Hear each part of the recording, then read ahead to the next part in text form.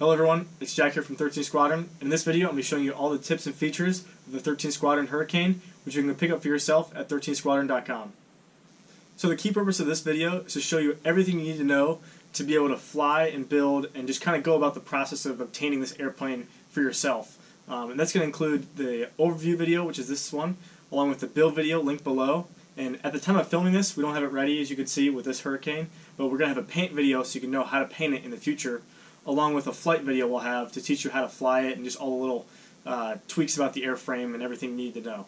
The other main thing I want to say in the beginning of this video is, considering this is the second plane in the 1/10th scale line, it's going to also use that snap motor mount that we have available, and it's just going to be important that if you haven't had purchased that already, you're going to need that to be able to fly and mount the motor to your airframe. So I'm going to link that video below as well if you need to purchase your snap motor mount.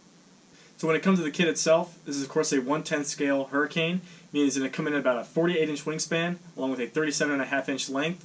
It's going to give you all the scale features and lines of the real Hurricane, along with just a lot of the features it has that you normally would not get in a foam board design. So this kit is going to offer that for you as a builder and a flyer and everything in the RC world, and about as close as you can get to it in a foam board setting. So of course one of the reasons I mainly wanted to design this airframe was simply because with the first kit being the BF-109, I got to have an allied adversary to have fun at the field with and kind of have some battles. But the nice thing is the nature of the real Hurricane is it's such a nice design as an airplane in general, where it's, I said this with the BF-109 if you haven't flown already, but it's just a simple airframe. It's got wings and a tail, and I know I already said that and it sounds simple, but it's just, this airframe is kind of like the BF-109 but a little bit better in all the aspects. It's just a little bigger with a 48-inch wingspan compared to the 39-inch one. Along with that, just having a super thick wing, going to give you a lot of lift and be very efficient in the air, and just kind of has a lot bigger surfaces in general, to making it a very great flying experience at the field. So that's a good segue into what this kit offers with super scale features, as I like to call them. That's going to be your super thick wing, which is just scaled to the real airframe and going to give that very efficient flight performance and just all-around good handling. Along with that, of course, our little wood pieces, which is going to be our antenna for our radio signals if it was World War II, along with a rear view mirror just for that little detail, and even a little piece for the rear antenna wire.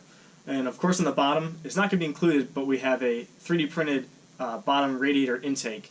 And this is going to be a great option if you want to have that scale looks. Now, I will say, if you're worried about landing on grass with the intake coming off or just kind of landing on that all the time, I designed it very strong so it should not break under any circumstances as long as you don't fall out of the sky. But it does pick up some grass, but I will say it's not enough to where I'm concerned about it, and all you do is have to kind of wipe it off or grab it out every time, and it's just like landing with any other scoop on the bottom of your airframe, but it's designed to be strong and hold up in this airframe. Now with this kit, and along with those features, come some new building techniques. One main thing regarding the wing is going to be a new spar design. It's going to offer a very strong spar that can allow me to design any airfoil shape or anything very specific and be very strong.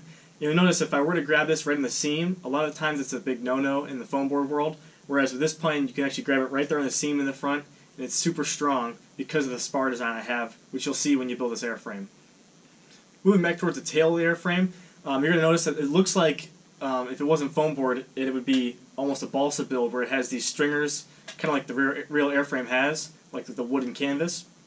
I simply did that with making 50% score bevel cuts along each cut with the laser, and that's going to make it look like this airframe has the real exact canvas of the real airframe. So it's just a really cool feature I really like in this airframe, and I really wanted to include it because it just adds so much scale features and look to this kit. One of the features I'm most excited about on this airframe is going to be the hatch. It's a new design I came up with, which is going to allow any plane or design with an inline engine to have great hatch access, and all along the top of this cowling here is going to be the hatch for this airframe, and soon to be many planes in the future with inline engines. So coming back to the wing, I really want to focus also on the leading edge. You'll notice it has an open seam, but it looks like it's a fold-over wing at the same time. This is going to be a new technique that I'm going to try to incorporate into a lot of my builds because it just offers great design flexibility with a lot of features regarding the wing shapes and this and that, because you basically take a thicker piece of blue tape and use it as a hinge to fold over the wing and connect the piece of paper together, rather than making it fold open in the center, which is great for some planes like the BF-109, but other cases it's just not possible in like this Hurricane. so I had to incorporate that into this build. Lastly, I'll just say I understand that there was some trouble with the fairings, the wing fairings on the airframe of the BF-109. So I just want to say that I try to take a little more attention in the build video and show that and cover more if you had some trouble in the past. And I made it even a little bit more easier on this plane to identify where you should install the wing fairings, just to make it a little bit easier if you had some trouble in the past. So moving to some general specifications about this airframe regarding the kit. It's going to include 4.5 sheets of foam board to complete this airframe. Along with that, you're going to need a 2218 1180 kV brushless motor that's going to go on your snap motor mount, along with a 30 to 35 amp ESC, and also 3S to 4S 2200 to balance this plane out properly, 4 9-gram servos, and a 10 by 4.5 or a 9.6 prop, depending on if you choose to go with that 4 or 3S battery of your choice. Now, one note I'll say about this airframe regarding which battery you like to choose. I like to cruise around on 3S, and it just gives me the nice scale speed and scale lines. However, you can still get some speed out of the 3S, but obviously if you go 4-cell, you're going to have a lot of speed with this airframe, but it's also going to be strong enough to withstand and hold up to those forces. Another thing I'll say as well is just that it tends to run a little bit tail heavy, so if you go ahead with a 3S, just be careful of that.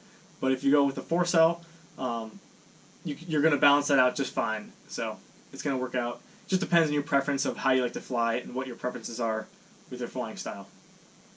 So when it comes to flying this airframe, it just flies on rails and is one of the most efficient flying foam board aircraft I've ever flown ever. If you've flown the BF-109 at all, which is the previous kit, it's basically just like that, but even a little bit floatier and efficient. It's hard to describe without flying it. Because of that thicker wing, it just has so much efficiency, and I've seen anywhere from 5 minutes of flight time if I'm really pushing the throttle, all the way up to 10 or 11 minutes of flight time if I'm just cruising around. Yeah, it's amazing. Now, my mindset with all these kits is obviously scale looks without the scale drawbacks, and this Hurricane fits that exactly. One of the ways it's able to accomplish that is with its all-up weight, or I'm sorry, its dry weight with no battery being 580 grams, which I understand might not be the absolute lightest for a foam board airplane. It's just because of that thick wing, it makes it feel so floaty in the air, and it still is just a light airframe all around in general, but it's just from that 580 dry weight, it really can excel with giving you those efficient flight times, just being smooth and floaty in the air, and just having that scale speed. So now, of course, at the same time, I also understand that scale looks are not for everyone, so a lot of the things on this airplane are simply just optional when it comes to the scale looks of this airframe. Now, that's going to include all these wooden pieces on top with the antenna and the rearview mirror. Along with that, we have some the trailing edge of this airframe. When you build it, you have to sand down the trailing edge on the inside. You don't have to do that. You can simply just cut it off and just not worry about that altogether. Along with that is going to be the optional landing gear bay on the bottom, which you can open up or close, which we have done for our scale design, which we'll show here. Along with that, just even the 3D printed intake on the bottom. If you're worried about that catching grass and coming off, then you don't need to put it on. It's that simple. But I just try to make sure you have the option as a builder to be able to include that or not include it if you so to choose with this kit. Now, it's important to also note that for this airframe, you are going to need some special tools to complete it. And I say special tools as in just epoxy, sandpaper, and super glue. There's going to be some specific areas where you need to really have a strong glue joint, which is really just a little bit of epoxy with the side guides in the front and installing those for your snap motor mount. And some of the super glue to actually make the snap motor mount at the same time. And the sandpaper is just going to be if you want to sand down those trailing edges and get those scale lines, along with some sandpaper for the wing fairings to make it all clean. So overall, this kit is going to be perfect for anyone with a little bit of foam board building experience, and especially if you've already built the BF-109 from 13th Squadron as well. It's going to be a perfect kit to combat and just kind of complement that airframe in the air. So especially if you have any friends at your flying field that already have built the 109 and you want to build a Hurricane and try and take them out of the sky with that cool Battle of Britain kind of battle scheme, it'd be kind of a fun way to hang out with your friends in that sense. So the last step is going to be head over to 13thsquadron.com where you can pick up this kit for yourself, and you can also head over to our build video, which we're going to have linked below. And at the time of this filming, or at the time of filming this, we currently do not have the paint video up, but once we get that done painted, this airframe, we're going to have it available for you in the description below. So whether you're watching this right when this comes out or in the future, just make sure to check out and be on the lookout for a paint video in the future. Another new style video we have out is going to be our flight video, which is going to take you all the quirks and features of how to fly this airframe properly.